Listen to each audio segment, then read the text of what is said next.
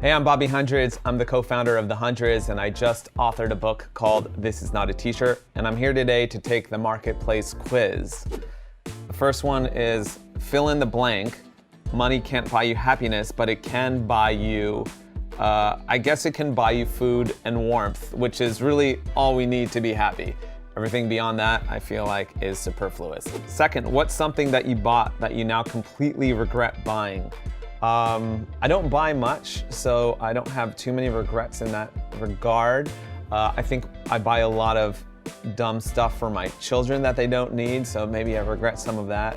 Early on in our brand, I used to be a big sneaker collector, and I had like an apartment full of sneakers that got robbed one day, and I was so upset that I lost all these grails that some days I still think about.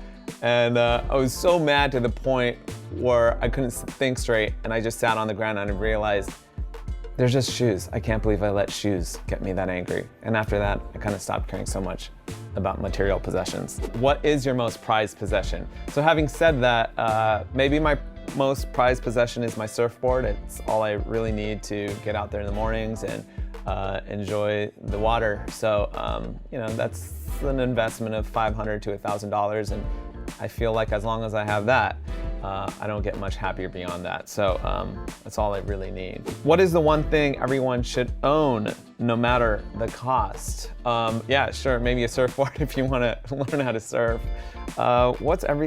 Maybe something, I don't know. I feel like that's different for everybody. For me, it's maybe a good book or something like that. These questions are really boring for someone like me that doesn't care too much about stuff in general. But you know what? Everyone should own my book. How about that? I'm gonna come out here and sell my book. So buy my book. This Is Not a T-Shirt.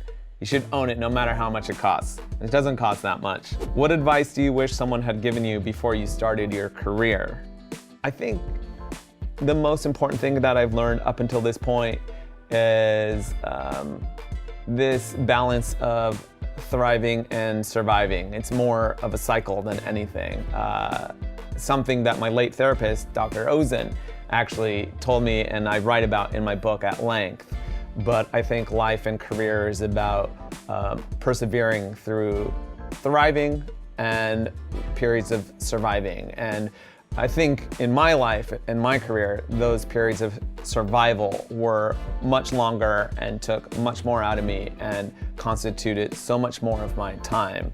But that's really where I had great growth. That's where I found a lot of fulfillment and happiness. And it wasn't necessarily in the thriving parts that I felt like I was doing the most. What do you think is the hardest part of your job that no one knows? Oh man, the hardest part of my job is maybe being a manager or being a boss.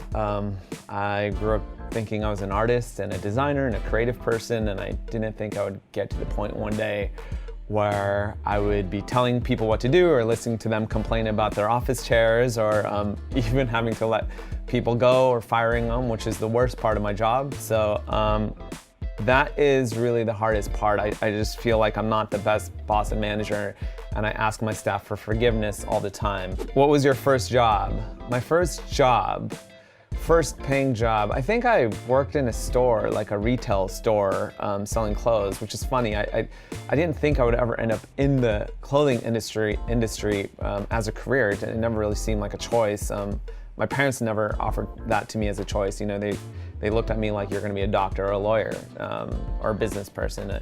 I didn't think I could make a living pursuing something I was passionate about, fashion, art, drawing, design, like all the creative cool stuff. So it's funny, I think I got my start in clothing, and I'm still here today. So yeah.